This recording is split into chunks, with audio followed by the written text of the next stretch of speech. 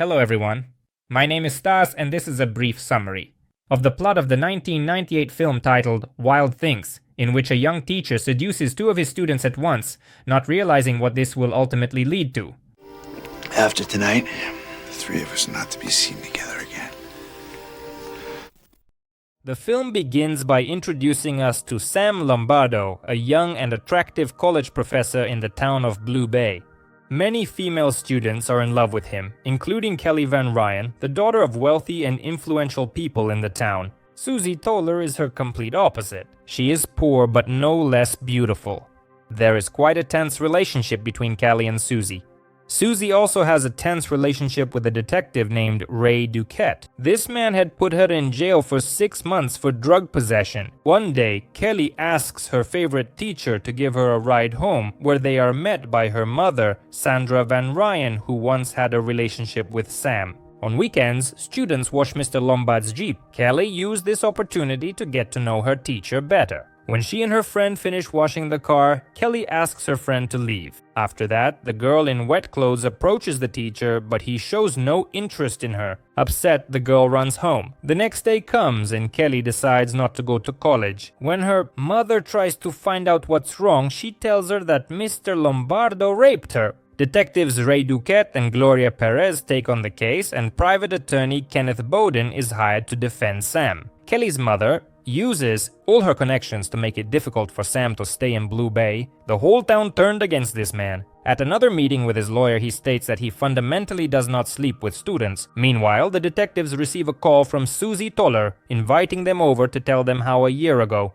Sam Lombardo also raped her, using the same phrase as with Kelly. He said, "No little bitch can ever make me come." He said, "No little girl can ever make me come." These words were enough to take the teacher into custody until the trial. When the day of the trial arrives, some very interesting facts emerge. Sam's lawyer, during Susie's cross-examination, reminds her how Lombardo once saved her from jail and also attended her parent-teacher meetings. When Susie again claims that Sam raped her, Bowden once more presents intriguing facts. A month after she was caught with drugs, the girl called the teacher again specifically to ask for his help. She simply couldn't reach him, and she had to go to jail. Susie can't withstand the pressure and confesses to those present that she falsely accused Mr. Lombard along with Kelly. All of this is a planned act of female revenge. Susie is upset with him because he didn't save her from jail. Kelly is upset with him because he refused her intimacy, despite willingly sleeping with her widowed mother, Sandra. Because of the slander, the court orders the Van Ryan family to pay Sam compensation in the amount of millions of dollars. The family has such an amount. It turns out they received an inheritance from Grandpa Kelly, which the girl couldn't receive as long as her mother was alive. The man moves to a hotel, and in the evening, Kelly shows up, who, as it turns out, was in cahoots with Sam. The whole thing was planned to cash out the inheritance this way. Wow, it worked! We screwed the bitch! And to make it convincing, Susie helped them. Amidst the success, the teacher and both girls have a great night together. The detectives quite easily realize that it was all a scam. Rain meets Kelly by the pool and tells her that their plan is unlikely to work. He also hints to her that it would be beneficial for them to kill Susie so they don't have to share the money with her. When evening comes, the detective shows up at Susie's and recalls how he killed her friend Davy during her arrest.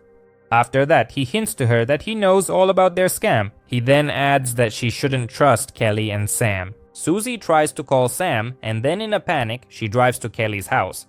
Soon, Sam gets in touch and says that if Susie continues to act so nervously, they will have to get rid of her. When both girls get on the phone, he asks them not to panic and to stick to the plan. Amidst the stress, the girls start arguing and even fighting. But after a while, passion overtakes them and they begin to kiss. All these events were recorded on Ray's camera, who decided to follow Susie's actions. After some time, Kelly takes a drunk Susie to a deserted beach at night. Sam also appears there. I'm gonna chill out, just relax, have a little champagne.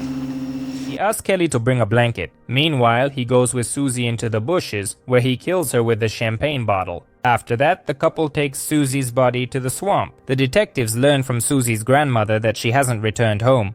And Ray, along with one of Sam Lombard's students, arrives at the beach where the girl used to frequent the most. There, the police find bloodstains and knocked out teeth. Unfortunately, to keep surveillance, the detective's superiors forbid him from surveilling the suspect, and because of this, Ray asks for help from his partner, Gloria. There, during the surveillance, Sam notices her and invites her to his room to show her a personal file. Kelly. After studying it, it becomes clear that Kelly had a motive for murder. Gloria calls Ray and reports the new information. He, in turn, responds that the blood found on the beach indeed belongs to Susie. After this, the detective goes to the Van Ryn family mansion to protect Kelly from the pawn shop. Suddenly, a shootout begins between Kelly and Ray.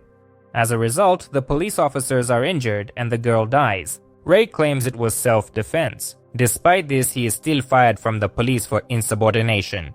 You are, as of now, terminated. Forfeiture of pension and benefits. Chief Goodsall. Meanwhile, another piece of evidence is confirmed. Traces of Susie's blood were found on the Van Ryn family's car. Everything points to the fact that Kelly really did kill the girl. Some time passes. Sam is enjoying the money he received and having a great time. Suddenly, Ray Dukita joins him. Kelly wasn't supposed to die, Ray. It wasn't part of the plan. Jesus, man, it couldn't have worked out better. It turns out he was also part of the scam and has now come for his share of the money. Sam replies that it will take a couple more days and invites his accomplice to go for a ride on the yacht. During the trip, Sam predictably tries to get rid of Ray. He asks him to deal with a stuck winch, after which he throws him overboard. He manages to grab onto a rope and get back onto the yacht. Suddenly, he's pierced by a harpoon. We are shown a live Susie, who reminds Ray of the murder of her friend Davy. After these words, she shoots another harpoon at him. When Sam and Susie are alone, the girl offers him a drink. Sam doesn't trust Susie and refuses to drink. Talk about paranoid. Take a look around us, Sam. You're gonna have to teach me how to drive this thing before I can get rid of you. The man calms down and drinks the contents of the glass. It turns out there was indeed poison in it. Susie easily throws the man overboard and sails away on the yacht. Meanwhile, Detective Gloria Perez arrives at Susie's grandmother's and asks what she knows about her partners. She says that he came here to see a prostitute whom he started beating one evening.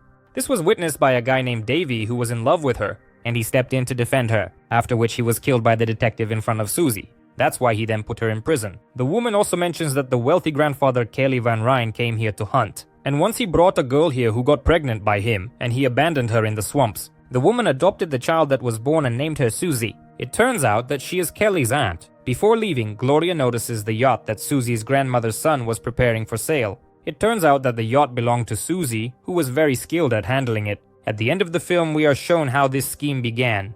And it all started with a meeting.